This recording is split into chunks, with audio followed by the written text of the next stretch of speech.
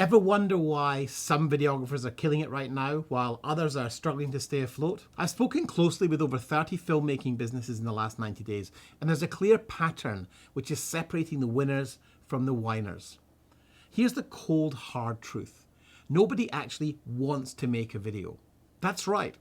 The video itself is just an obstacle standing between your client and what they really want, which is the result. But if you miss this crucial insight, you'll be stuck competing on price forever.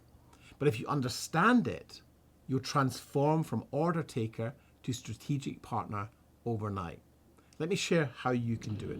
So I just dropped my wife off at a retreat she's doing here up in the hinterland near where we live. And I thought I'd just share some observations that I've made from the last 60 to 90 days. I've probably spoken to 20 or 30 different videographers, including, people in our programs. And I've been observing the different traits between videographers, and the ones who are winning and succeeding versus the ones who are whining and complaining. Now, I'm pleased to say for the most part, no one in our programs is whining and complaining, because there's a degree of sovereignty that we teach and encourage from day one.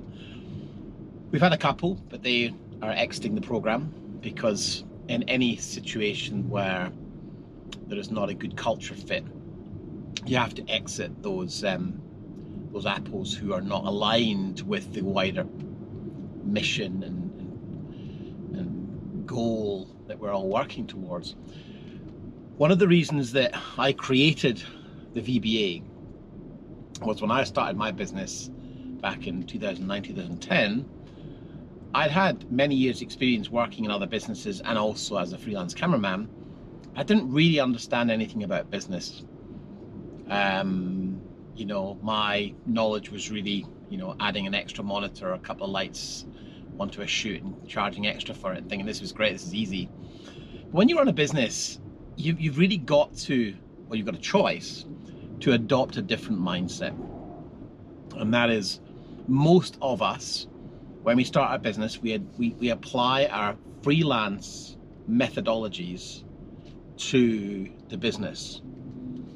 And by freelance methodologies, I mean we charge per day or per hour. We may or may not charge for gear, but it's a very transactional, time for money mentality.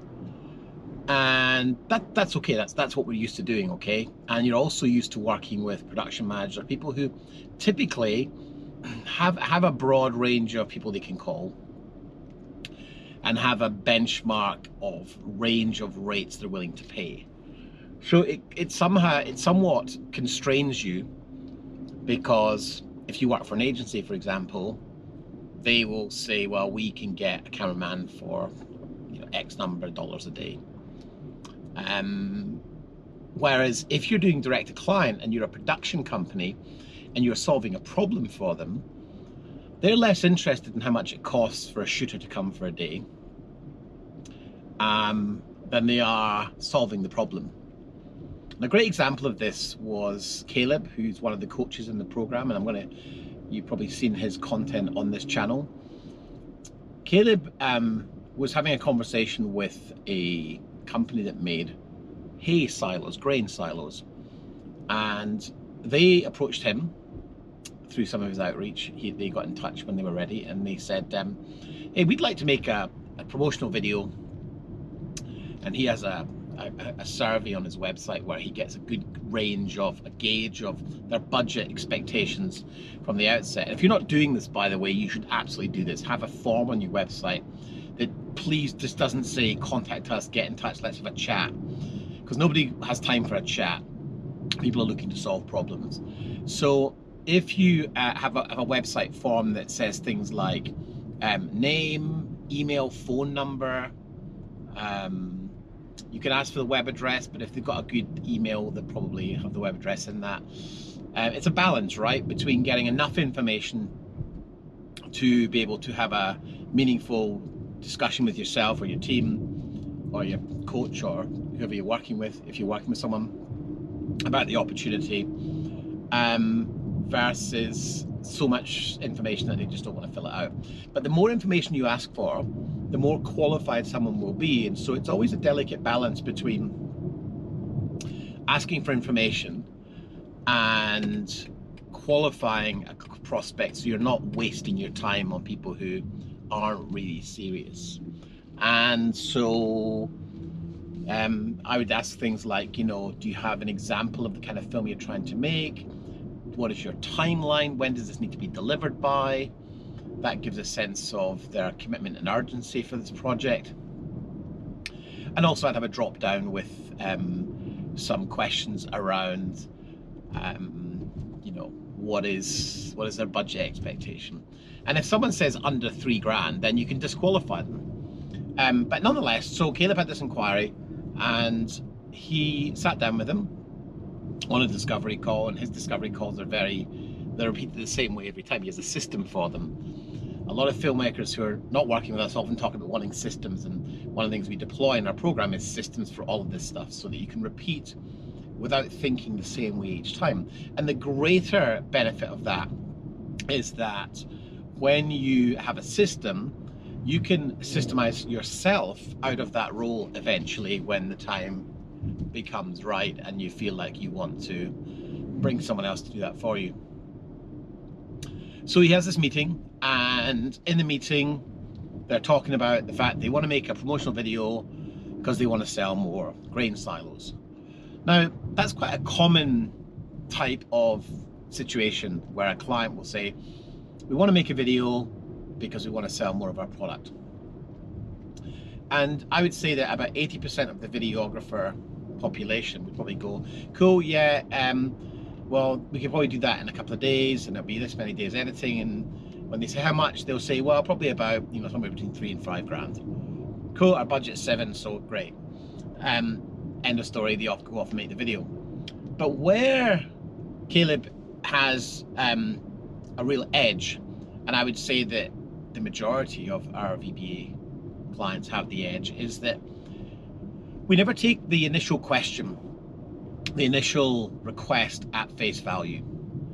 Because if we're going to build long-term relationships with clients and we're going to become lifelong partners with them, or certainly an ongoing partnership, collaboration starts with you asking deeper questions. And so in that scenario, he was like, okay, do you mind if I just ask you a few questions? I'm like, no, that's cool. So what are these grain silos retail for? Let's say they were 50 grand. He's like, okay, and how many do you normally sell? Well, the farmer only buys 2, but we'd love to be able to sell the farmer 4. Okay, and what do these cost to make? Let's say they cost 30 grand to make. He's like, okay, so you make $20,000 profit on every grain silo. He's like, yeah. And the cost of you acquiring that customer, whether they buy 1 grain silo or 4 grain silos, is exactly the same. Yeah. Okay. So what are the main reasons people don't buy the grain silos? And they will list off a bunch of reasons. So on and so forth. So you keep digging, you keep asking deeper and deeper questions to discover and diagnose what is really the objective here. Because here's a really fascinating insight. Nobody actually wants to make a video. The video is an obstacle in the way of your client or prospect getting what they really want, which is usually more sales, or to communicate a particular message so they can retain staff, or they can retain customers, or they're explaining something. And video's one of the mediums that they've decided would make sense to use. So I think from memory the story went something like, so Caleb said, well, so you realize that if your customers knew and understood the long-term value of having more grain storage, they might be able to achieve more results for themselves, whatever they may be.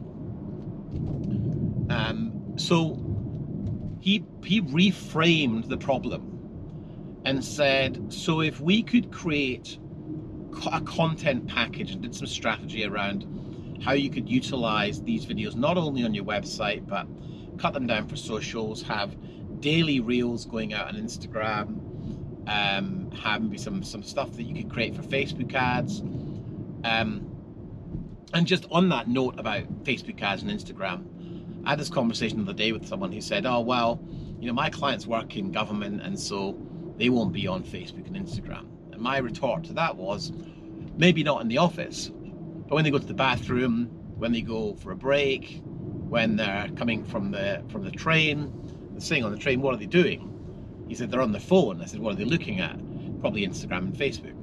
So you've got to remember that people are people, and that when you have a marketing decision maker in a role with a fancy title, they're still just a man or a woman with a family, and they've got to take the kids to school and swimming lessons on a Tuesday night and blah, blah, blah. And they've got a lot of time that they're spending just scrolling on their phone. And so if they're scrolling on their phone while their kids are at swimming lessons or soccer lessons, then there's a chance they might see something that might be related to their work. And it might get more of their attention. So Caleb said, let's just reframe this problem.